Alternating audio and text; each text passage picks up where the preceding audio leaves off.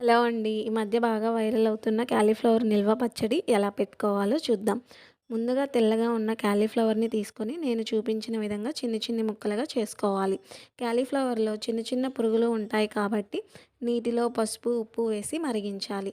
ఆ నీటిలో క్యాలీఫ్లవర్ ముక్కలు వేసి 3-4 నిమిషాలు ఉంచాలి.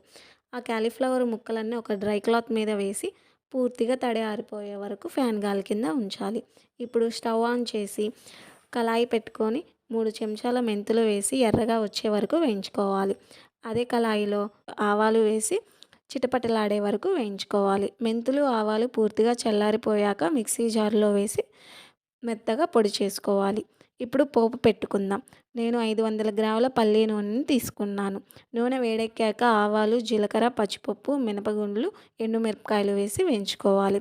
గుప్పెడు వెల్లుల్లి రెమ్మలు దంచుకొని వేసుకోవాలి. ఈ మిశ్రమాన్ని పూర్తిగా చల్లారనివ్వాలి.